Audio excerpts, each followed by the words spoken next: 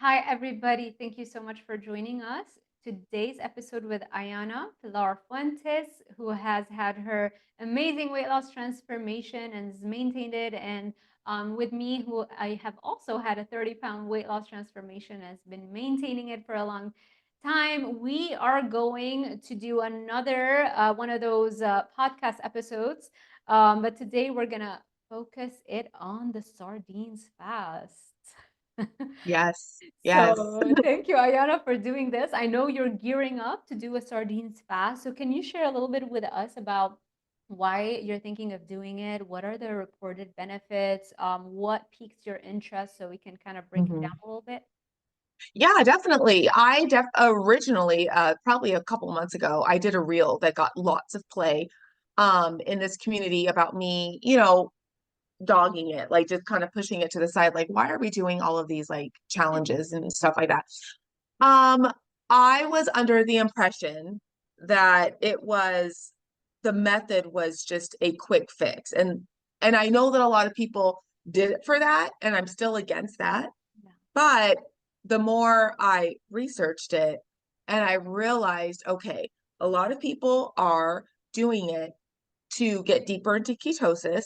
And for some, that is a big deal, right? Hmm. I'm not as concerned about that, but I know it's an added benefit, right? Right. I know that a lot of people who deal with using food Yeah. as a coping mechanism, like, as far as like, just reaching for that if they're stressed or whatever, Mm-hmm. they do the sardine fast to get back in touch with their hunger cues Mm. and to really like kind of use it as a reset. And so that's honestly like, oh, and also the big one, ones who have severe arthritis have done it, Mm-hmm. and the omegas in it and just, focusing on that has really helped with arthritis as well. So for me, I'm interested in it as like a reset to kind of just like focus on mono diet, like, and I've done that before with the lion diet and I loved it. Okay. So I'm kind of doing the sardine, well, slash mackerel, same family, Okay. uh, fast for the same reason, 3 days. So Sunday, Monday, and Tuesday of this week. So Oh, I okay. wanted to see how I felt afterwards Okay. and go from there. So today's your first day, given that we're filming on a Sunday, you're gonna start today. Yes, yes, Okay. and it's like 8:40 my time. So so for me, like I'm not hungry yet, but I'm sure after this I'll eventually have my first meal of sardines. Okay. Is there a limit to how many sardine cans you can have? No, some people usually have one or two at a meal. I know Kelly Hogan would say that she would have, two in a meal. Uh, and then usually like six or eight in a day. Mm, So here's the thing. Um, if you take the sardines out or the mackerel out, mm. there's a lot of oil left. So the important part of doing this is to not just have the protein, but also have the fat. So Mm. include the oil. Now, some people are like, ew, they don't want to do that olive oil. So they take it out and they add butter. Okay. So whatever fat you add, it should be 2 tablespoons worth because that's how much is in the can. Oh, I So see. you'd want at least 2 tablespoons of whatever fat you want, Mm, along with that protein of the mackerel or sardines. right. I'm looking at the nutrition facts, but I was looking at the Wild Planet Foods, wild sardines in water, no salt added. And this one does obviously it's in water, so it doesn't have olive oil in it. So I guess that's probably what the carnivores are doing. They're getting this one, no oil, and then they add the fat in the form of butter. Exactly. Because I know that Dr. Boz, who really got this popular, she is not like a hardcore carnivore or anything like that. Yeah. She'll have like the olive oil with hers. You know what I mean? Gotcha. And so King Oscar is my favorite brand. So that's what I use, King Oscar sardines and mackerel. And Gotcha. so Yeah. Yeah, Yeah. I And can see the yeah. benefits, when you are just eating that, that's a very non-addictive foods, very like on the spectrum of addiction potential for the different foods, it ranks pretty low, it's not gonna Yeah. encourage overconsumption. So that's gonna help your palate adjust to a more bland food, and you can that way rediscover the joy of eating real foods, right? Exactly, exactly. And some people go longer than 3 days, but I'm only committing to 3 days and I'll see.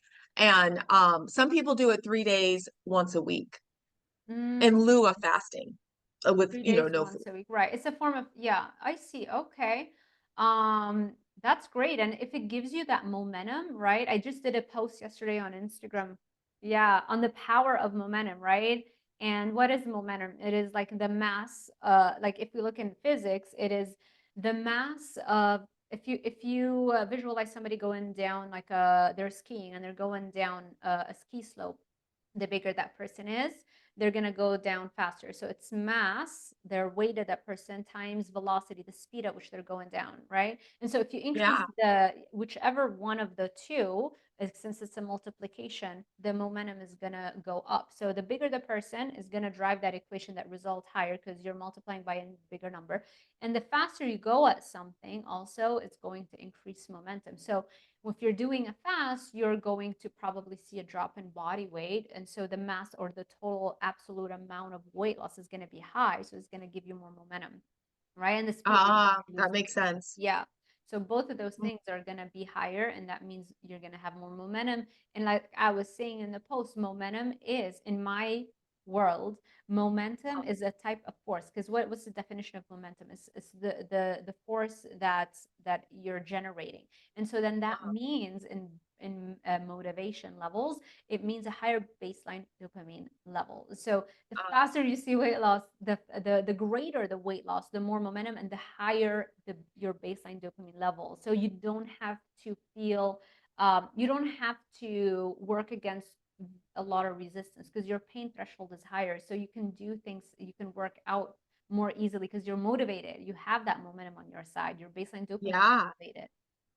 No, that's true. I totally agree with that because when I did Lion Diet, I didn't take out coffee when I did Lion Diet, but whatever. Everything else was Lion Diet, beef, bison, or lamb is what I had. And I felt it when I was doing that. Everything was so simple Uh-huh. and it was so easy. And so, and I did that for 7 days, and usually people do Lion Diet for far longer. But so with this mimics the fast because I think it pushes you into high ketosis. And Mm, so, I'm just interested in the 3 days just to kind of see how I feel. yeah. And then any food I add back in, it'll be very simple. I don't want to complicate things by adding, a combination of foods. Yeah. Simple. Beef, Yeah. yeah, things like Right. that. I love that. Um, Hmm. I think let's talk a little bit about the downside. If people are Yes. relying only on a sardine fast as a quick fix, it's good in that it gives you that initial spark, and sometimes you want that initial spark to come from somewhere. So any kind of positive action, that's great, Hmm. right?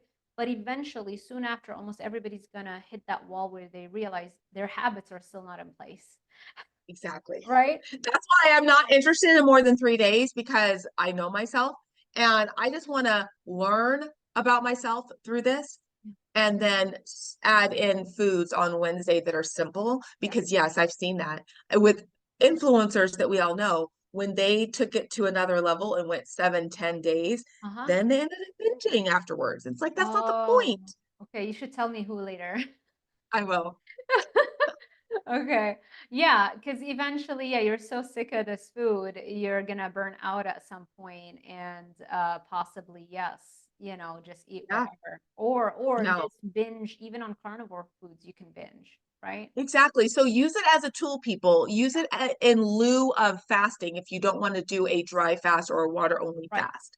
So if you're not interested in that, it's, in lieu of, just like Maria Emmerich's protein sparing modified fast. Yeah. It's not meant to do for so long. It's just 1 or 2 or 3 days Yes. and then get back to what your normal calories are. You know what I mean? So it's in Right. lieu of fasting. Right. If you feel like you've lost some motivation for some reason, the scale has been stuck for a while, maybe you can implement it for a few days to get the scale moving. You get excited, you get happy, and then go back to what you know works. I mean, you can keep the sardines in. That's fine. That's great. Omega Yeah. 3s, you know, and I uh, love mackerel.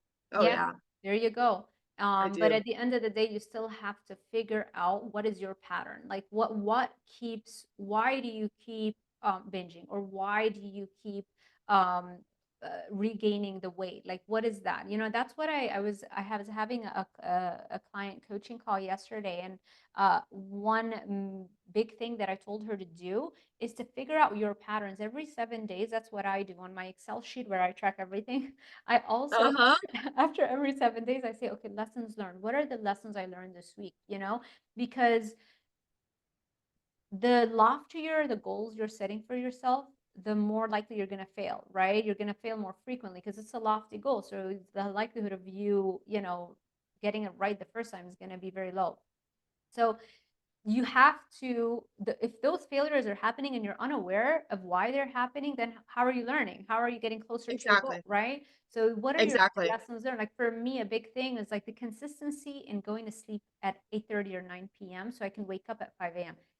That's the biggest thing, you know. And the only way I caught that pattern, and I realized, okay, every time I work till 1 or 2 o'clock in the morning, then it's very hard for me to wake up early. If I don't wake up early, my baseline motivation, baseline dopamine is not where it's supposed to be, and it's just I'm struggling a lot more. It's like, gosh, it's so hard to do all the things that I'm supposed to do on that day. And so you Yeah.